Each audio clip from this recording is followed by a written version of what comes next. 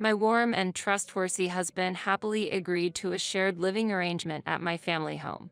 However, once the renovations were finished, his behavior suddenly changed. Upon seeing our newly finished home, it became clear that there was no room for me. "Your room is over there." As he said this, I looked in the direction he pointed and saw a temporary prefab shack. "Thank you," I replied, while showing him something that made my proud husband realize something. I, Noel Diaz, am 27 years old and work as an office worker at a company. After graduating from university, I diligently saved up money, so I have a considerable amount of savings. When I started to seriously consider marriage, a friend introduced me to Ted, who later became my husband. We are of the same age. He was refreshingly good at conversation at our first meeting, and even I, who am usually shy, was able to open up to him immediately. We hit it off right away, exchanged contacts, and after meeting up several times, we began dating. He had a strong desire for marriage, and after a few months of dating, he quickly brought up the topic of marriage. I also wanted to get married, and his warm and sincere behavior made it impossible for me to consider anyone else. There was a reason behind rushing to get married. I lost my father in an accident when I was a primary school student, and my mother raised me lovingly on her own. We lived together as just the two of us for a long time. I wanted to marry early to reassure my mother, but I also had concerns about leaving her alone, so I thought about living near her even after getting married. When I discussed this with my husband, he was not displeased at all. Instead, he actively suggested, "How about the three of us live together at your parents' place?" I was very touched by his proposal. He was known at work for being serious and for treating people fairly, and he always prioritized me with his warm personality. Additionally, he had high interpersonal skills and quickly established a friendly relationship with my mother. That's why I was able to decide quickly to get married to him. After getting married, a new life began for me, my husband, and my mother. Even living together, his attitude remained consistent, and he was kind to my mother. The only change was that a few months after getting married, his sister, Dina, began visiting frequently. He has a sister studying at a university in New York, and she lives alone in a place relatively close to ours. She is 7 years younger than us, but is especially close to my husband and visits us often due to the proximity. Although his family lives in Florida, his sister relies heavily on him, which is why she chose to go to university in New York. Having grown up as an only child, I find that siblings who are close to each other wonderful and feel somewhat envious even as an adult. Their relationship was very good, and I learned that my husband took care of his sister instead of her parents, who often worked late hours, saying he was worried about his clingy sister. It was clear that the sister-in-law respected and trusted my husband a lot. I could understand their strong bond. Furthermore, her approachable personality was very charming, and it made me want to protect her. If I had a real sister, I imagined it would feel like this, but I always welcomed her warmly. She got along well with my mother, who was happy as if she had gained another daughter. And today, as I came back from work, my sister-in-law greeted me, saying, "Noelle, welcome back." Seeing her smile and our dog running towards me brought me relief and comfort. "Hi, Dina. I'm glad you came today." She came out of my husband's room saying, "You're early today," and soon after, my husband also appeared. They were probably enjoying a video game in his room. They were very close. My mother also worked, so she was hardly at home on weekdays. Additionally, since my husband worked in construction, he had a lot of free time on weekdays. My sister-in-law, who was a university student, often visited according to my husband's schedule. When I suggested, "You can also come on weekends," it seemed weekdays were better due to her part-time job arrangements. As our relationship was still new, I felt it might be difficult for her to visit casually when my husband was not around, so I ended the conversation there. I hope that someday we could interact without any hesitation, just like a real family.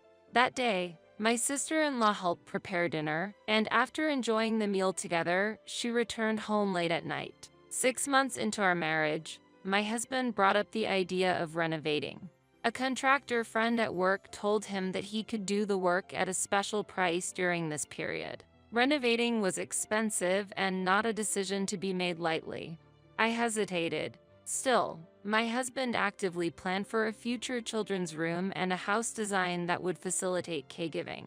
I had never considered it before, but in reality, the house had aged and many problems were evident. Since the house was several decades old and the renovations could be done inexpensively, we decided to go for it. I was most touched by my husband's thoughtfulness about our future and my mother's living situation. When I suggested renovating the house to my mother, she agreed it was the right moment, and we quickly proceeded with the renovation. The details of the renovation and the layout meetings were set for weekdays, and my husband took charge of everything on behalf of us, who were busy. I had seen the rough layout and the new kitchen, and since my husband also had experience in the housing industry, I left everything to him without worry. During the meetings, my sister-in-law was present and mentioned, "The house is going to be very lovely." Since my mother and I had not attended the meetings, I was a bit perplexed by her presence, but she must have been there by chance on the days she visited. My sister-in-law, too, was looking forward to the completion of the house, and I was also excited with anticipation. And then the renovations finally started. Fortunately, our land was spacious enough that we set up a small prefab house in a corner of the property during the construction. Considering my mother, it was difficult for the three of us to live in a small space. So my husband and sister-in-law decided to stay at her apartment. They really got along well. I accepted my husband's suggestion without any particular concerns. The renovations are finished. I want you and your mother-in-law to come and see it after work. After a long-awaited 3 months, the renovations were completely finished. During that time, I received a message online from my husband while I was at work. He mentioned that the work had progressed faster than planned. So, I finished work a bit early and went to my mother's workplace to tell her the renovations were completed, and we went home together. When we arrived at the house, the scaffolding was gone and our freshly renovated home looked beautiful. The exterior was exactly as we had requested, and I was thrilled by the dramatic transformation. Then, from the newly renovated entrance, my husband and sister-in-law appeared, both sporting unsettling smiles at the front door. As I approached the house, my husband said, "Let me show you around," and we went inside. The interior was beautifully finished, and it seemed more functional. After my husband proudly showed us around the house, I was shocked to realize that there was no room for me and my mother. "Hey, where are mine and Mom's rooms?" Your mother's room is over there in the doghouse." He pointed to the temporary prefab house. Being aware of a certain fact, I firmly objected. "Do you know who owns this house? If you keep this up, I won't hesitate to divorce you." My husband replied, "What are you talking about?" But he was clearly shaken. "That's why you should be careful with what you say, or you'll regret it later," I warned him. As my sister-in-law was about to say, "What is she talking about?" my husband stopped her. "Fine, why don't you two live here for a while? We'll be fine in that shack." I responded, agreeing to the proposal. Then, my mother and I put a bold plan into action. Unknown to my husband, our family has been a well-known landowner in the area for generations, and my mother actually owned the vacant land next door. We decided to use the spare land to demolish the existing prefab house and build a new one. During that time, we lived in an apartment owned by my mother. Time passed, and instead of a dog house, a new house was completed. I then decided to visit my husband and sister-in-law after a long time. Meeting my sister-in-law after a while, she hadn't changed and provocatively asked, "How's life in the dog house?" Then, as if to show off to me, she wrapped her arm around my husband's and smiled smugly. They looked like a couple. My brother said, "If you're unhappy, you might as well divorce," he said, after which I sighed and pulled out an already filled out divorce form from my bag. The two of them were completely surprised by the divorce form and started making desperate excuses in their confusion. "Wait, I was just joking. Please stop fooling around. I'm really sorry," he said, approaching me with a forced laugh. As he tried to grab my arm, I quickly moved away and kept my distance. A joke? I've already decided to divorce. Did you think I knew nothing? That doghouse we were living in was quite comfortable, I said, pointing to the new house next door. Faced with this scene, the two of them froze and their complexions quickly changed. My mother is actually a major landowner in this area. That's why we built that large doghouse next door. It's much bigger than this house. After that, I calmly revealed all the truth to them. Surprisingly, the two were half-siblings who were also in a romantic relationship. I had noticed their closeness before, but I never imagined such a situation would occur. I learned this shocking fact just before the home renovations began. One day, my mother returned from work. She witnessed the two together and felt something was off. Initially, I thought they were just very close and explained this to my mother, but it turned out they were behaving like lovers. They were seen walking closely together, holding hands. Hearing this, I started paying more attention to their behavior. While they were siblings, their intimacy didn't seem normal, but I thought some siblings could be this close. However, I turned out to be wrong. Previously concerned about our pet being left alone at home, my mother had a pet camera installed, and one day, she was shocked after seeing the footage. At my mother's urging, I watched the surveillance camera footage, which showed my husband and sister-in-law talking happily. Just when I was relieved to see a normal moment of their day, my sister-in-law suddenly wrapped her arms around my husband's neck. The footage captured next was too distressing to watch. The moment I saw that scene, I was so shocked that I couldn't think of anything. After a few minutes of silence, I regained my composure and decided to plan our next steps. My mother brought up the idea, and we decided to hire a detective to confirm our suspicions.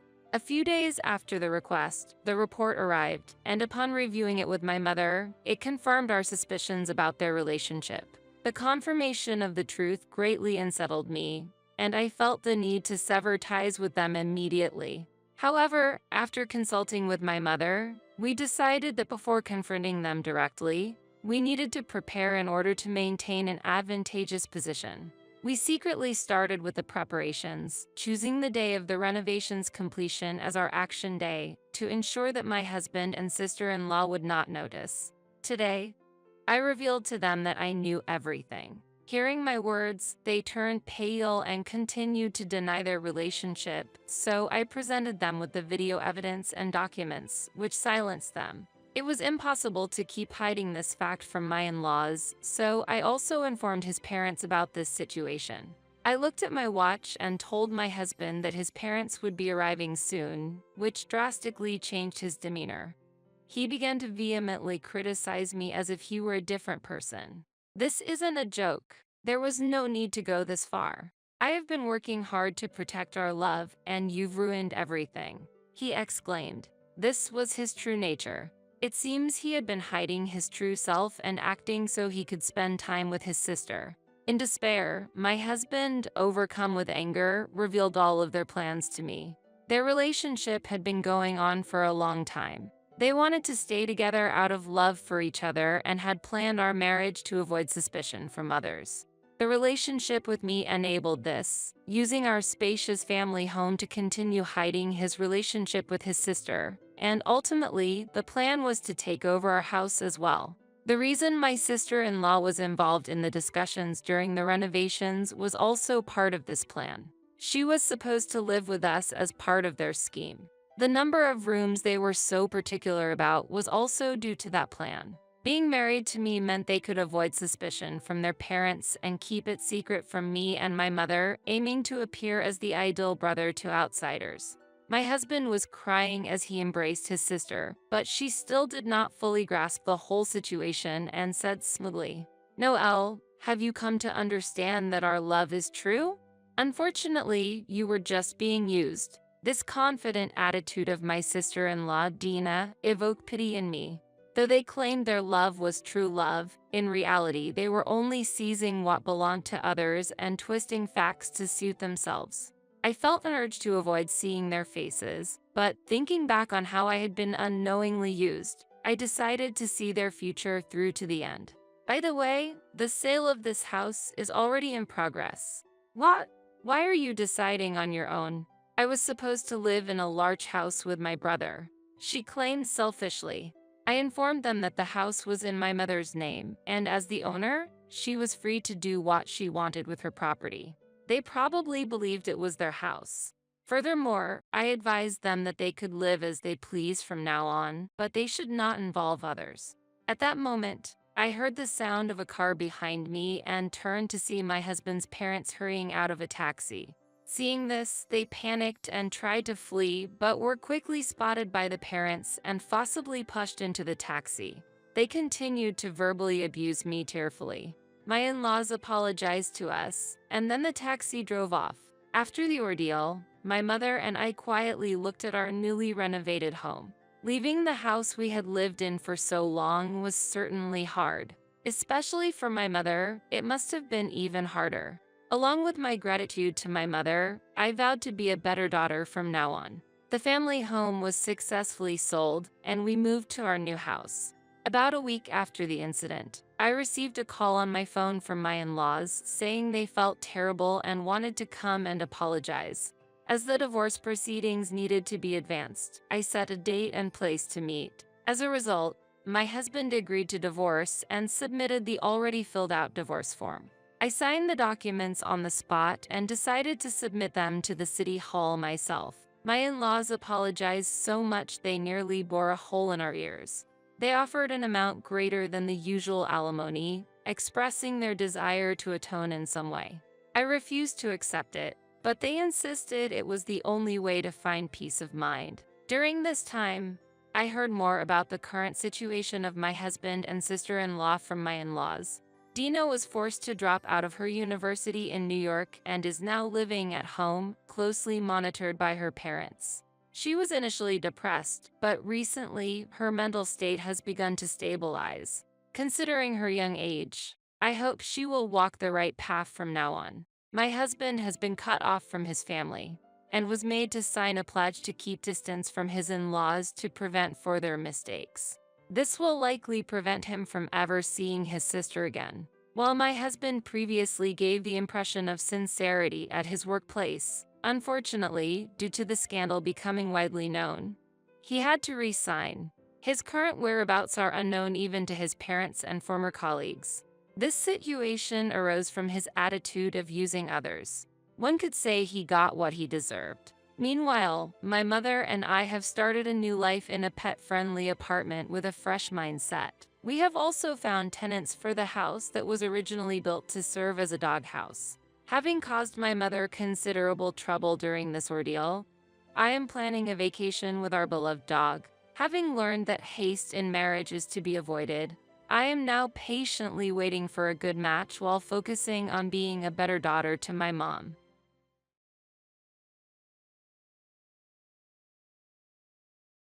Witnessing my husband's selfish claim over the house of my late father, with whom we were living, as he declares, "I'm going to make my father-in-law's house mine. Can you really not understand anything?" My husband's shallow remark made me laugh beyond surprise. Seeing my long underestimated husband's family cornered by my retaliation. I, Katie Manning, had been living with my father and my husband, Ben. Since my mother passed away when I was in high school, my father raised me with endless love. My deep affection for my father remains unchanged. When I proposed living with my increasingly worrisome father to Ben, he warmly welcomed the idea of us living together in our home. "Are you really okay with this?" "I can manage on my own," my father asked me anxiously, a concern stemming from our cohabitation proposal. When I suggested living together, he initially smiled happily but soon looked worried. "I am always worried I might be a burden to you." My father always considered my feelings. However, after I expressed my desire to stay with him and Ben agreed, my father accepted with a smile. Today, Ben and I are moving into my childhood home. We began unpacking the boxes brought by the movers. "Again with this? Haven't I always said this is what I wanted?" "You're right, Dad. Plus, this place has better access to work, which is also convenient for me," we explained, and my father nodded with a faint smile. After unpacking, we found my father had prepared coffee for us. I was about to take a coffee break when I heard footsteps coming downstairs. I thought you might want a break, so I prepared some for you too. Grateful for the warm hospitality, Ben and I enjoyed a break with him, feeling happy about the enriched life that lay ahead. After a short rest, we resumed in packing, rolling up our sleeves for another push. Hey, if you want, you can quit your job. It's okay to stay and support your father. During the work, Ben made a surprising proposal, pausing me in astonishment. What do you mean? Think about it. Moving back here, we've cut down on our rent expenses, right? If you quit your job, taking care of your father and having fewer worries might be better, right? Currently, both of us work, with me mainly handling household chores. Though Ben helps sometimes, our days are still quite busy. I mulled over Ben's suggestion, feeling delighted at the prospect of spending more time with my father.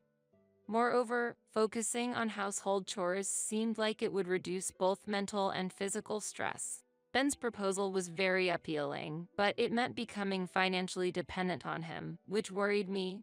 Grateful for his acceptance of the cohabitation, I pondered whether I should rely on Ben further. With a change of living environment, we decided to continue as before for now. Ben said, I don't want you to overdo it, but the cohabitation proposal was mine. I felt I couldn't always depend on Ben. A month has passed. Hey, maybe quitting your job for your father's sake is the best after all. When Ben suggested this again, I also thought it might be the best course of action. Living together turned out to lighten my daily load unexpectedly, mainly because my father took on household chores. Returning home, I found my father had already prepared dinner or cleaned the house. Yet, this seemed to increase his burden, making me feel guilty and contemplate quitting my job to take over the chores. Yeah, I might do that. I feel bad putting financial pressure on you, Ben. What are you thinking? There's no need to worry about that. Hearing those words, I made up my mind to quit my job. When I told my father about this decision, he urged me to continue working and leave the household chores to him. But after expressing my desire to help with the chores, he understood. As a result, I chose to quit my job and dedicate myself to our home, leading to more fulfilling days spent with my father. However, gradually, changes began to appear in our lives. I'm home. Welcome back, Ben. It must have been a tough day. Yao, is dinner ready? Ben's return home became later, and by the time he got back, my father was already asleep, decreasing the opportunities for us to eat together. Today, I was watching TV with Dad, but can you keep it down? I'm eating. Oh, sorry.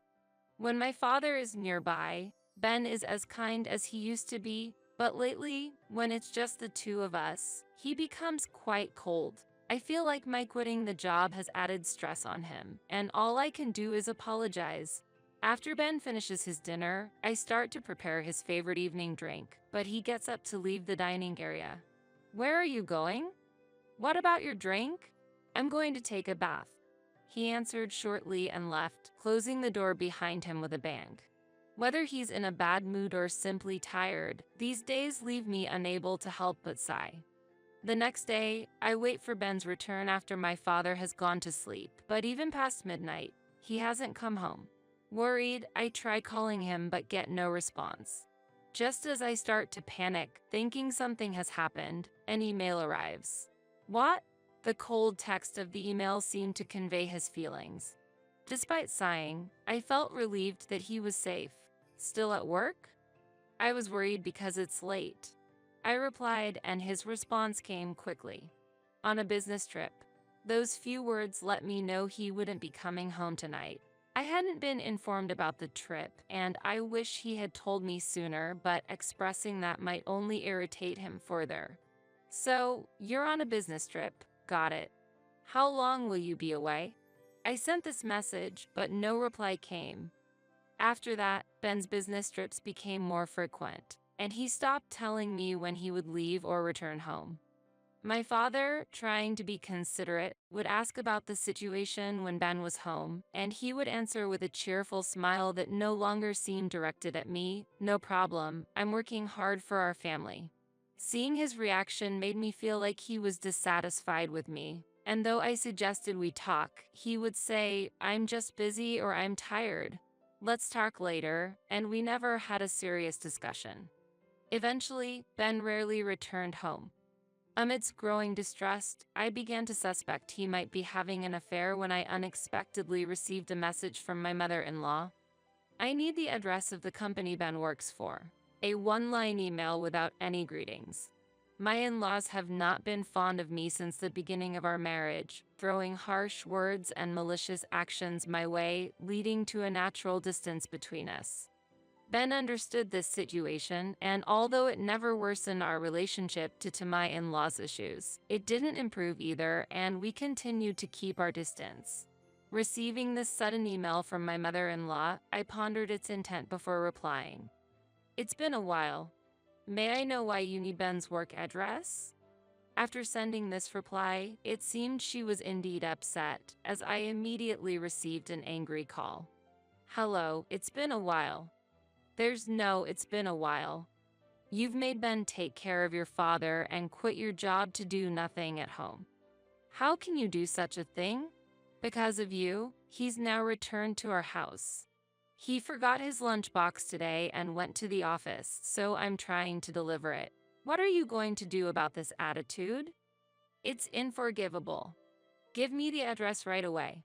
And from now on, Ben will be living at our house." Shocked by my mother-in-law's angry words, I was left speechless. It turned out that the days Ben claimed to be away on business trips, he had actually returned to his parents' home. Learning how my in-laws spoke about me was deeply shocking. It was Ben who said it would be okay for me to quit my job, yet I couldn't help but feel his true intentions were different. Overwhelmed with sadness, I felt like I couldn't stop my tears. Without arguing, I simply provided Ben's work address and ended the call. Trying to calm myself, I made some coffee in the living room when my father came in. Asking him if he would like some coffee with a smile as usual, he looked at me, smiled back, and accepted. As we enjoyed our coffee, my father started talking about the past. "Your mom and I used to argue a lot when we were young. There were many misunderstandings, but we always tried to be honest with each other, and that's how we solved many issues. Couples who can argue and then fix their relationship might understand each other better and become stronger," he said warmly. His words deeply resonated with me, and I decided to have a serious conversation with Ben. "That's true, Dad?" "Thank you," I told him, and he responded with a kind smile. Afterward, I sent an email to Ben outlining the facts from my conversation with his mother and expressing my desire to talk. However, Ben replied dismissively, making me sigh deeply.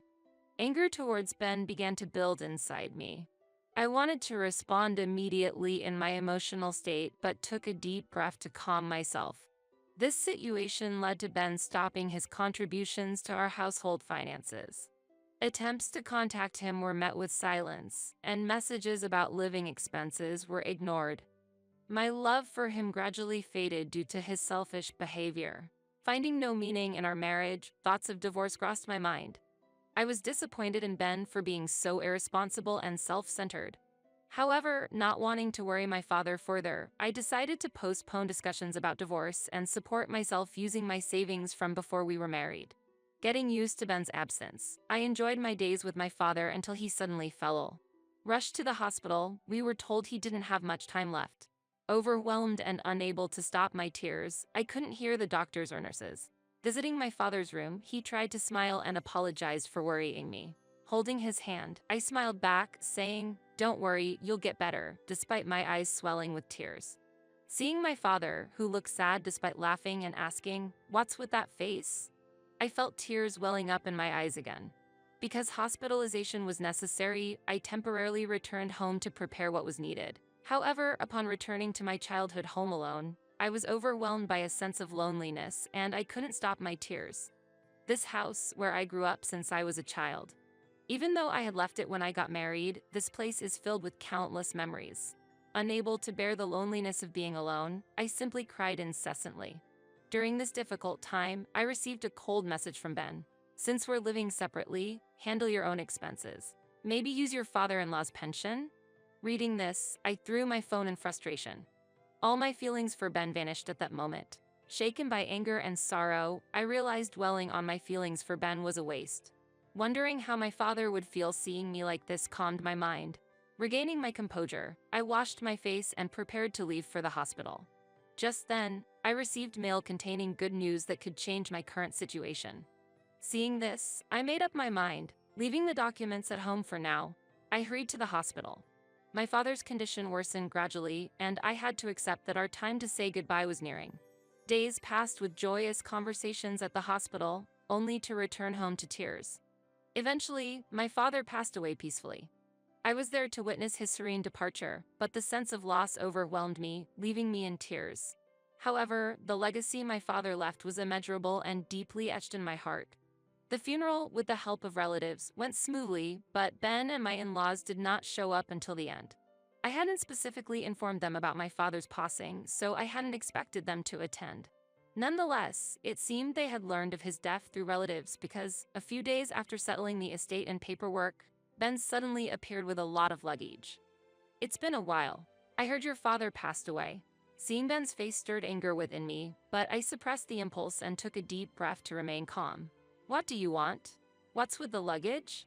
Isn't that a bit harsh for a husband returning home? Oh, this luggage is my parents' stuff. Huh? The fact that Ben used the word husband was profoundly irritating. His words made no sense to me. After he had left the house, stopped providing for living expenses, and lived as he pleased, claiming now to be a husband was beyond surprising. It was appalling. I was at a loss for words. Were you waiting for me? Jobless, struggling with living expenses, and left alone to care for your father? Happy, are you? So happy you're speechless? No, it seems I was the one caught in your plan. Ben's mention of a plan caught my attention, prompting me to ask for clarification. The answer I received was unbelievable. Living with an old man was something I couldn't accept. Impossible to live with the elderly. But saying that might make you think about divorce. If we divorced, I couldn't get this house.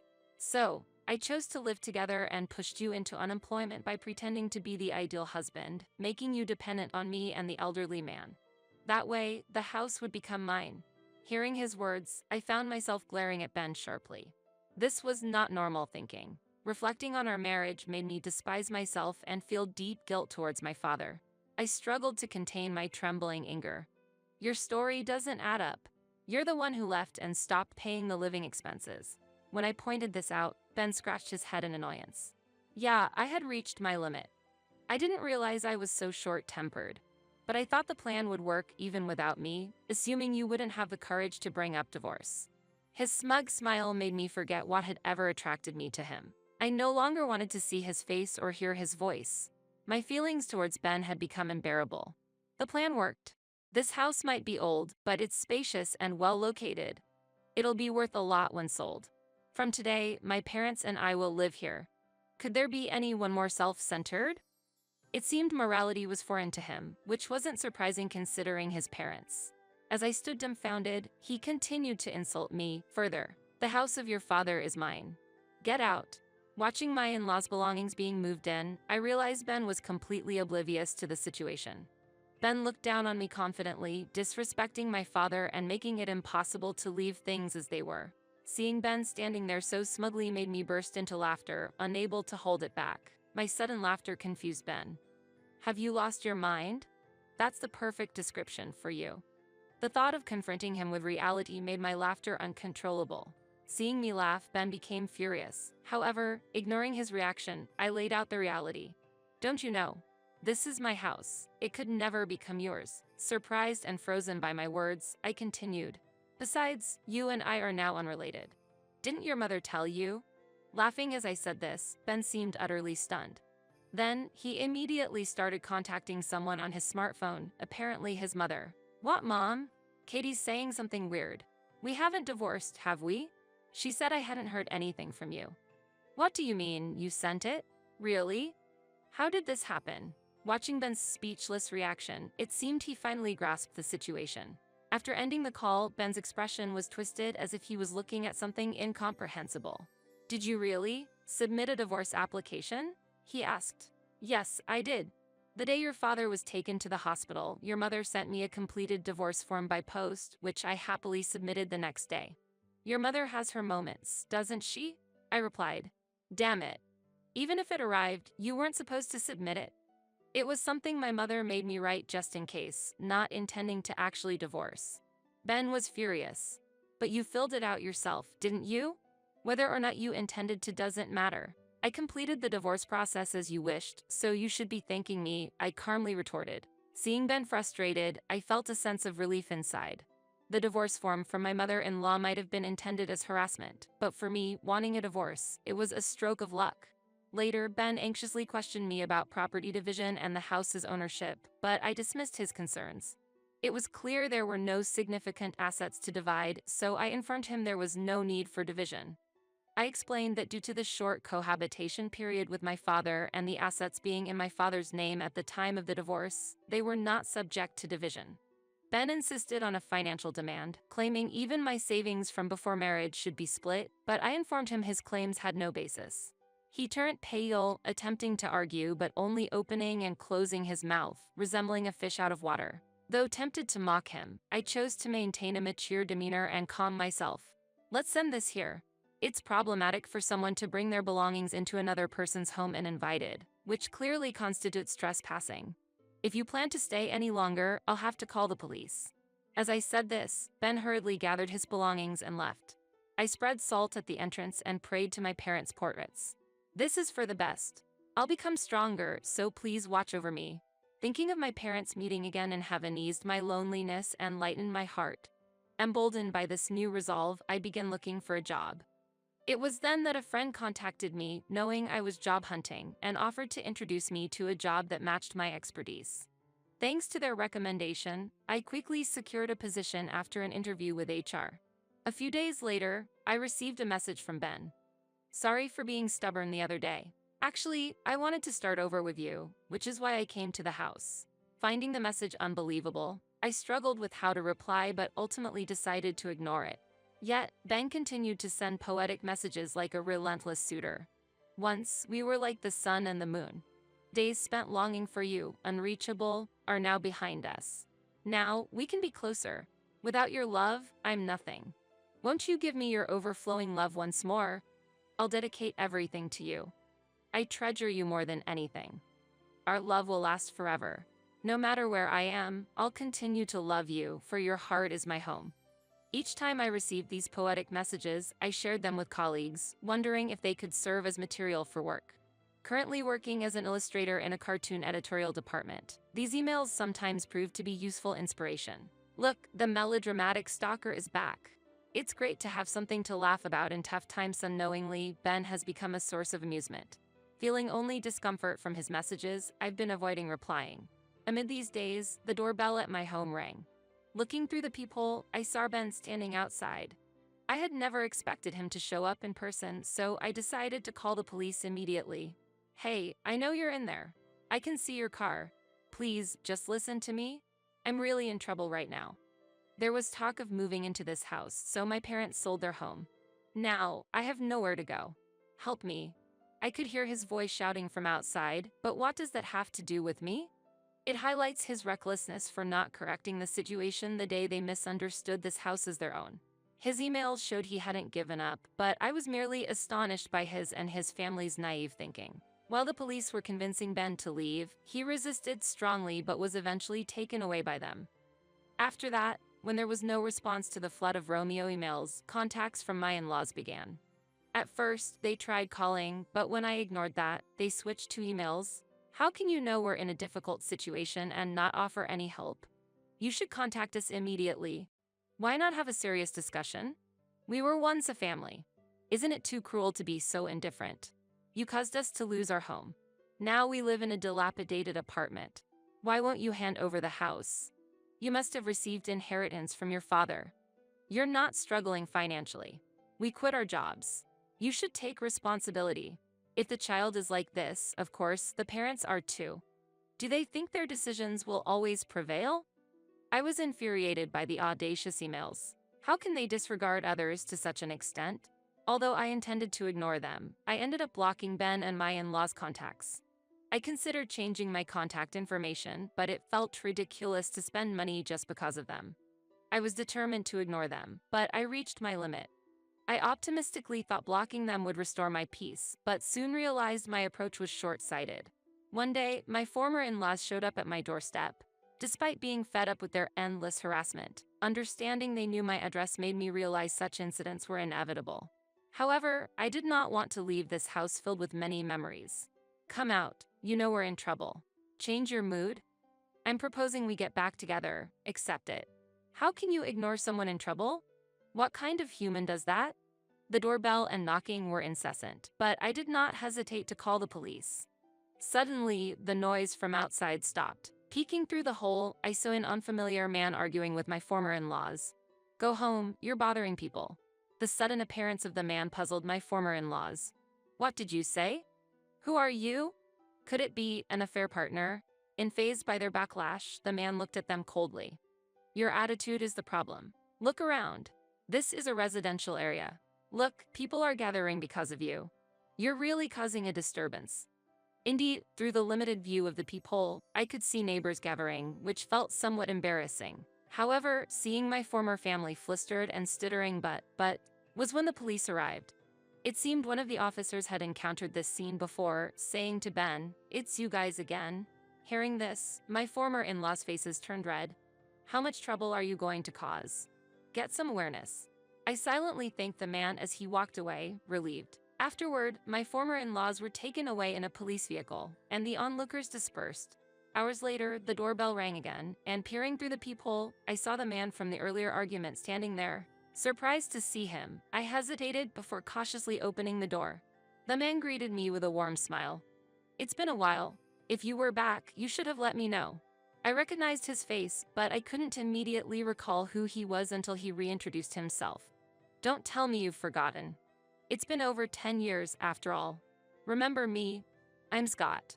Hearing his name, memories flooded back. Scott, my childhood friend known as Scotty in our hometown. Scotty. Now that you mention it, you really are Scotty. Scott used to live next door and we hadn't seen each other since changing elementary schools. Finally remembered, I've moved back to the area. We're neighbors again. It's really been a long time. And thank you for earlier. It meant a lot to me. After expressing my gratitude again, Scott just laughed it off, making me smile too. We caught up on old times, and I ended up telling him about the recent disturbances.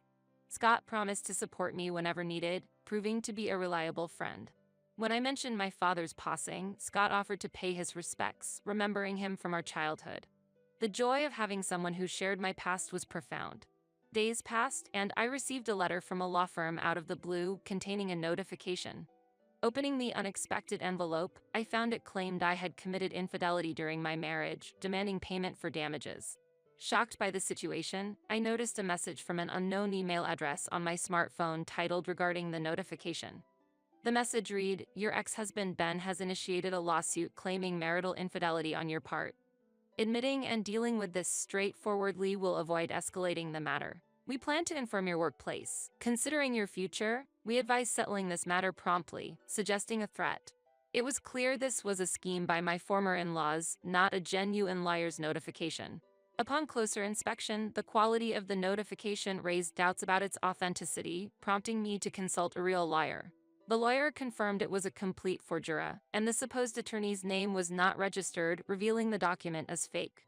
Despite knowing better, I decided to play along in my reply, indicating a willingness to consider their claims but asking for evidence of my supposed infidelity. The alleged mental anguish suffered by Ben is immense, and we seek compensation for that, they replied, without any tangible proof. Such baseless claims seemed unlikely to involve legal professionals. I assert there was no infidelity on my part, hence no evidence exists. It's hard to believe professionals would intervene based on such unfounded claims, wouldn't you agree? Moved by Ben's passion, we wish to assist him. We expect your sincere cooperation, not intending to escalate this matter further. Quite an emotional approach for a professional.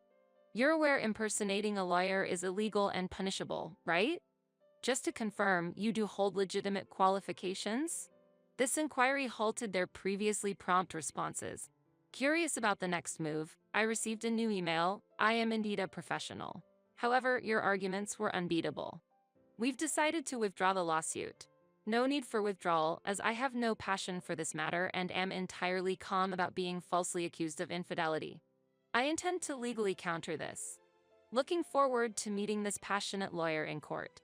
After this exchange, all communication ceased. However, the silence did not last long as my former in-laws once again showed up at my house. Despite it being late at night, they started begging loudly at the front door. We made a mistake. Please spare us from the lawsuit. Awakened by the noise, I checked the time and it was past 1 a.m. Anger at being deprived of sleep reached its peak, and I yelled, "Please be quiet. Stop bothering me." Never having seen me so angry before, my former in-laws couldn't hide their surprise. If you come any closer and cause more trouble, I won't overlook it. With that declaration and grabbing my father's wooden sword that was at hand, my former in-laws' expressions changed drastically. Especially my former mother-in-law and Ben, who seemed to tremble in fear, whispering, "We're so sorry. You should have changed your actions from the beginning if you were sorry. Never appear before me again." I scolded, and my former mother-in-law nodded with tears in her eyes. Then, the lights of a patrol car caught my eye, heading our way. Due to the late hour, it seemed neighbors had reported them, and my former in-laws were immediately taken away by the arriving officers. They tried to attack me with a wooden sword. My former mother-in-law pointed at me and appealed to the police, but she was taken away. When the police asked me, "Is this true?" I explained. The doorbell kept ringing and someone was banging on the door at this hour, so I took the wooden sword for self-defense, to which they nodded understandingly. Scott was by my side and told the police he had witnessed the former in-law's repeated visits. With his testimony, the police deemed the actions malicious and promptly took my former in-laws away, finally restoring peace. The next day, following Scott's advice, I filed a report. With multiple incidents involving the police already, the process went smoothly. Scott mentioned he had noticed the former in-law's assault the previous night and was about to say something when he heard me shouting. According to him, my voice was terrifying. Subsequently, a restraining order was issued against my former in-laws, and they never troubled me again. Moreover, someone had recorded the commotion, and the footage ended up on the internet, making them the secret talk of the neighborhood, unable to move due to lack of financial means. It's unclear how they're living now, but they're probably relying on the former in-laws' retirement funds. As for me, Scott and I grew closer rapidly, and within a few months of reuniting, he confessed his love and we started dating. Scott always makes me smile, and the time he spent with him is genuinely happy. I feel like this turn of events is a gift from my father, filling me with gratitude. The new house of my dreams was completed, and I was thrilled about the new life that was about to begin. While looking over our new home, I imagined our future life. There were many things I wanted to start anew, and I was excited. At that moment, my in-laws arrived unexpectedly. "What an unreasonable daughter-in-law you are. We are going to live here from now on. Move your parents somewhere else." "What are you saying?" Confused, I asked my husband, but he sighed and said, "That's the reality. I'll tell your parents that." Before I could reply, my in-laws entered the house. I took a deep breath and calmly asked back, "Do you understand whose house this is?" "My name is Donna. I am 35 years old and work for a company. I have been married to James for 5 years. We have a son named Adam, who is only 4 years old but acts like an adult because he was raised among adults. Raising a child is challenging, but my days with my son are nothing but happiness. However, I have one concern. It is that my elderly parents are suffering from leg and back pain. After much consideration, I discussed the possibility of living with my parents with my husband. That's a concern, indeed. It would be a good way to repay them for everything they have done for you, and if it makes you feel secure, Donna, I see no problem with it." "Really? That's great. Thank you, James." As my husband immediately agreed, I am grateful to have married such a caring person. Thus, I began preparations to live together with my parents under my initiative, but things did not proceed without problems. My parents' house is located in the suburbs, a considerable distance from the city center. Living there would make commuting extremely difficult. Furthermore, we were unable to commute by car, making life at my parents' house a challenging situation. We were then living in a rental apartment suitable for a couple, and it was not realistic to have our parents join us. Because our son is growing, that plan is not feasible. After much thought, I came up with an idea. James, I've reconsidered. How about we build a new, larger house? Perhaps now is the time to be bold in our actions. Upon hearing the proposal, my husband immediately agreed. That's a great idea. Let's build a comfortable house and live there together. With my husband's approval, we began preparing for the new house. First, we contacted my parents. When we talked, my parents reacted awkwardly. We don't want to be a burden to you and your family, Donna. As Adam grows, our current home will eventually feel too small. And considering the future, now is the right time to build a house. I said this to my hesitating father. Once they understood that we weren't just being considerate, my parents finally agreed. I felt relieved seeing my parents feeling relieved and happy. After that, though we were busy, my husband and I visited the real estate agent several times. When thinking about location, having a hospital nearby would be convenient for my parents, and being close to a train station would be ideal for work. Considering my parents' mobility issues, a barrier-free environment was recommended, and following this advice, we reviewed several options and had many meetings. When I asked my parents if they had any preferences, they said, "As long as we are with you and your family, that's enough, Donna." Without leaving everything to me, my husband also made various suggestions, and the plan progressed smoothly. As the planning became more concrete, my excitement grew. Using ideas from my husband, suggestions from the real estate agent, and information from the internet, all the preparations were eventually completed. Then, I placed the orders with the contractors. Finally, all the preparations are done. It really required a lot of effort. There were many conditions and requests. Preparing while working was really tough. It was good that James's advice was so helpful. We were exhausted from preparing almost without any rest, but we were filled with a sense of accomplishment. Thanks to our efforts and time, we managed to get an ideal layout and location. Now, all that was left was to wait for it to be completed. Although it took time, just thinking about our new home made me excited and boosted my motivation at work. During those exciting days, my in-laws, having heard about the new house plans, frequently contacted us. It's been a while. I heard from James that you are building a new house. Is that true? Yes, that's right. It's scheduled to be completed by the end of the year. Oh, that's exciting. James has become so respectable, and we are so happy. We'd love to hear more about the new house, so if you have time, please come visit us. Eh? Oh, okay. That was the phone call from my mother-in-law.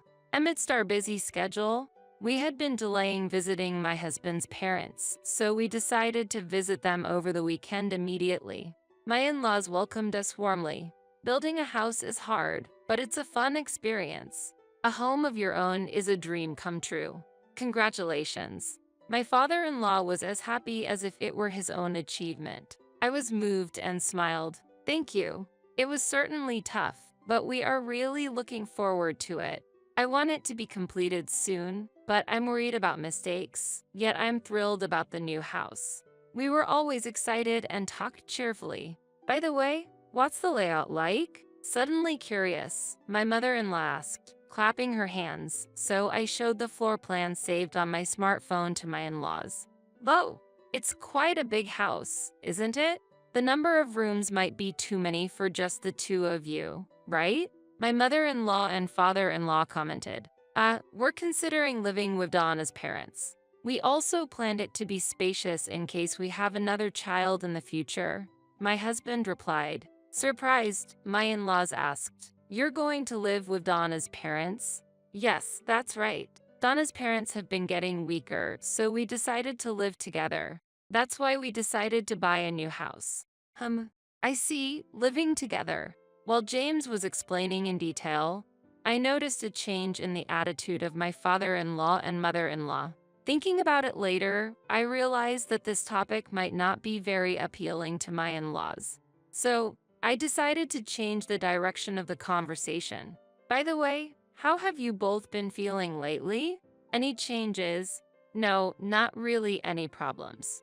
Yes, not much different from the last time we met. My in-laws answered like that, but when the conversation settled, we returned to the topic of the new house.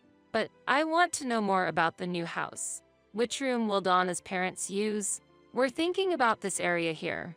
James, unaware of the change in my in-laws, answered honestly. However, when we talked about planning to live with my parents, my in-laws showed a notably displeased appearance. They seemed to be dissatisfied with us prioritizing my parents. I felt a bit hesitant too, but there is no doubt that I prioritize my parents. The main reason for building the house is for my parents, and I hope they will understand that someday. However, it became clear that my in-laws were not that gracious. As time passed, the house steadily approached completion. Every time I visited the construction site, I eagerly awaited its completion while also spending busy moments paying attention to the details. My parents also visited the site several times, and I could see them filled with joy. Doing something for my family makes me realize again how rewarding it is for me, too. However, there was one thing that worried me. It is the fact that recently James has been keeping close contact with his parents. He has started visiting his parents' home every weekend. James, are you going to your parents' house this weekend too? Yes, I am. You've been visiting more often recently. I'm trying to be a good son like you, Donna. Now that our new house's preparations have settled down, I should show my face during the holidays. That's nice. You are really kind, James. Maybe I should come along with you.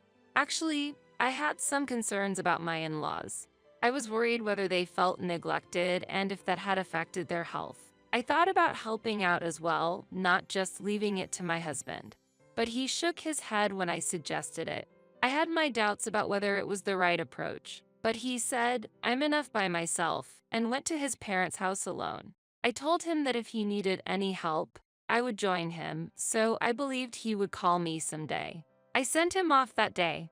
Finally, our new house was completed, and the moving day arrived. We loaded our things into the car and headed to our new home. The new house was more beautiful and grand than I imagined. I was so moved that I gasped. The new house of my dreams was completed, and I was thrilled about the new life that was about to begin. While looking over our new home, I imagined our future life. There were many things I wanted to start anew, and I was excited. In the spacious garden, we could invite my in-laws for a barbecue, and my son and husband could play there. It seemed my parents were stuck in traffic, and it would take them a while to come over. You go ahead and wait inside. James suggested that, but I wanted to enter the house together with them. I was about to reply, no, I'll wait here, when suddenly, my in-laws' car arrived. Why were they visiting? As I stared in surprise, my in-laws got out of the car with bright smiles. This house is really magnificent. This beautiful home is something to be proud of. That's right. It's a perfect house, meticulously planned together with Donna. My husband cheerfully responded to his parents' comments. Really, Donna's sense has indeed been wonderful. I might even admit that. Thank you. I replied as my in-laws haughtily threw out those words. After thanking them, they began unloading heavy luggage from the car. I approached my in-laws in surprise and asked, please wait. What are these bags for? What are you trying to do? To my question, my in-laws gave a shocking reply. What do you mean? Of course, we are bringing these bags into the new house. What? With my mouth agape in astonishment, my mother-in-law sighed and responded, what an unreasonable daughter-in-law. We are going to live here from now on. Move your parents somewhere else. What are you saying? As I exclaimed in surprise, my mother-in-law shook her head in disbelief and crossed her arms arrogantly. Normally, a daughter-in-law should respect her husband's family. That's why it's only natural for us to live in this new house. That's out of the question. Hurry up, contact your parents. We need to put our luggage down and we don't have time to attend to you, my mother-in-law declared haughtily. Struggling to understand, I looked to my husband for help, but he responded without changing his expression. That's the reality. I'll tell your parents that. Wait a minute. What are you talking about? We built this house to live with my parents. Please don't be so selfish. As I protested, my husband sighed in frustration. You still don't understand? You should just serve me. Your parents will manage somewhere else. I clenched my fists in anger. My husband was already influenced by his parents. Perhaps until then, his true nature was not apparent, and it has only just become clear. Stop standing there, come help with the bags, his parents ordered, and confidently proceeded into the house. Even though I am the owner and had yet to step into the house, their unreasonable behavior infuriated me. Wonderful. The decorations are beautiful and luxurious. With faces filled with joy, my in-laws inspected every corner of the house. My anger reached its peak, and I said to them coldly, "Do you understand whose house this is?" What? Caught while they were in a good mood, my in-laws turned to face my question. Whose house? This is James's house, of course. You think it's a shared property between husband and wife? Such a presumptuous thought is inappropriate. It's audacious for you to claim the new house for yourself when you're being looked after by James. Both my father-in-law and mother-in-law criticized me harshly without giving me a chance to argue. It became clear at that moment that my in-laws were unaware of our financial situation. It seemed James had not explained anything to them. It's unnatural for a house built by James to be shared with his wife. Really, such a presumptuous daughter-in-law is rare. I pity James for having a wife and in-laws like this. My in-laws did not cease their critical words based on their misunderstanding. Finally reaching my limit, I stared sharply at my husband and his parents. I understand your point. If it really comes down to you all living here, then I will need James to reimburse me for my investment in this house. At that, my in-laws tilted their heads in confusion. How much money did you actually contribute? The amount you're talking about must be trivial. Why are you making such a big deal out of it? They responded while bursting into laughter. I glanced at my husband, who remained silent, his mouth firmly shut. Filled with anger, I blurted out, "Why are you silent? You really have a lot of nerve. It's unbelievable that you would hide something so important." Well. When pressed, my husband fidgeted and averted his gaze. At that moment, my mother-in-law intervened and demanded, "What are you trying to say?" My husband looked pale with fear. Realizing I couldn't expect an explanation from him, I decided to clarify myself. In fact, the funds for purchasing this house were all paid from my savings. Therefore, this house is technically mine. As I revealed this, I saw my husband's pale face. It was as if he had held his breath. I continued, "If you want to live here, you need to repay the $330,000 used to build this house immediately." My declaration shocked my in-laws, and they were left speechless. The next moment, they turned to my husband, pressing him in a panic. "James, is that true? Is Donna really the owner of this house?" Faced with their questions, my husband seemed to have no choice but to admit the truth.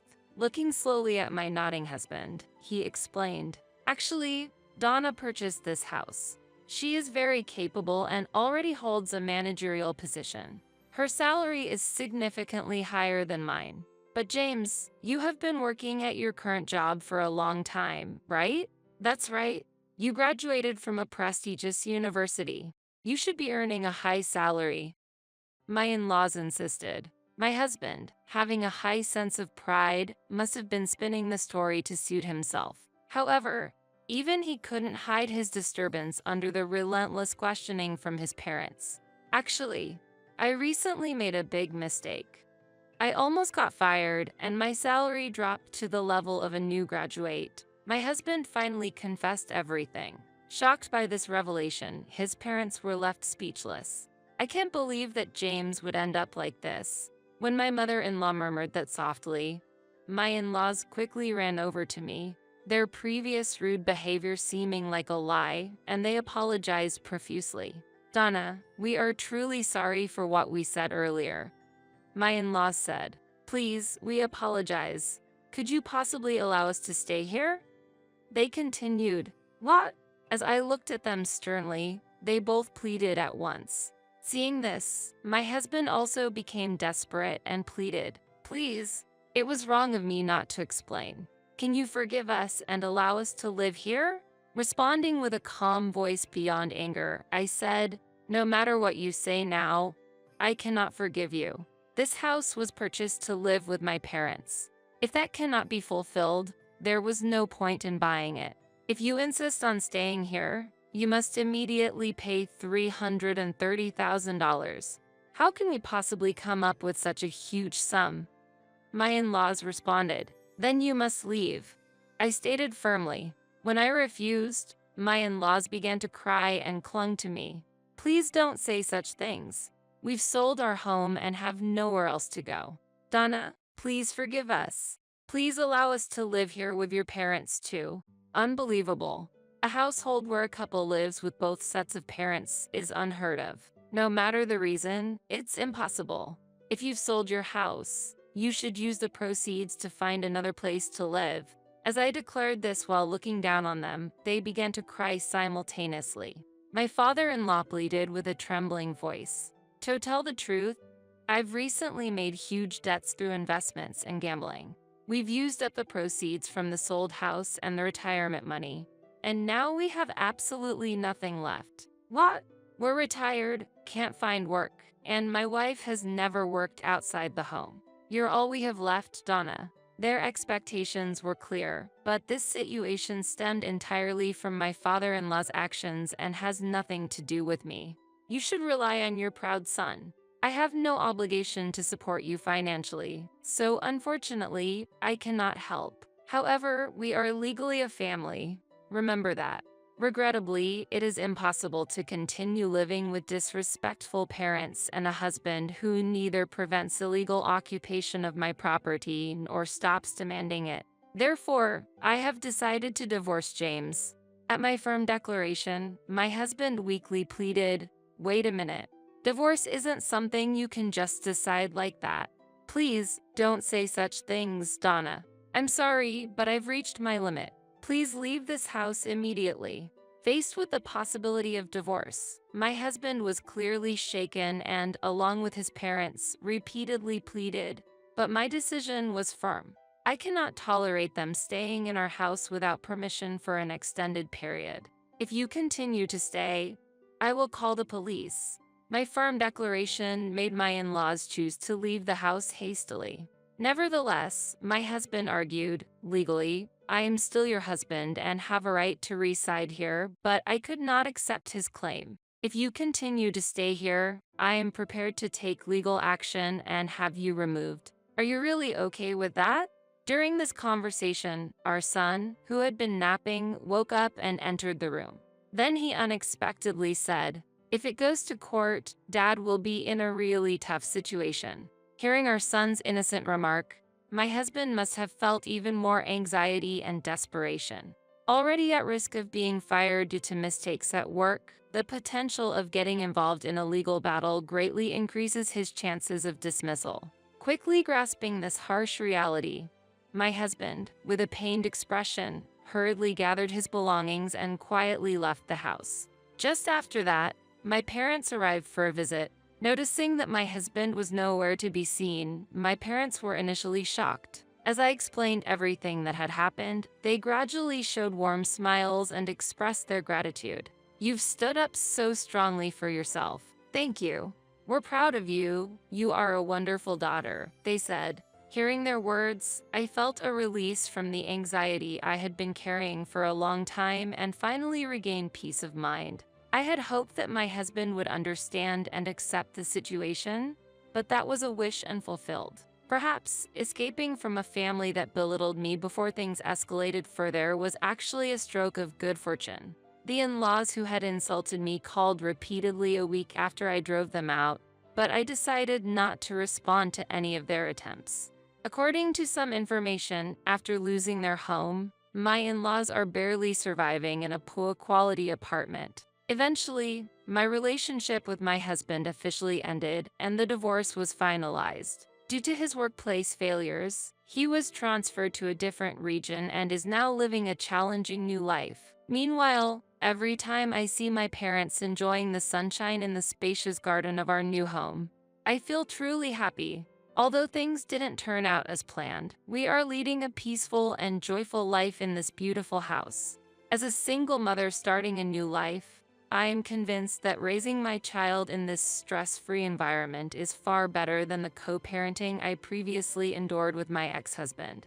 I am committed to doing everything I can until the day my son grows into a fine adult.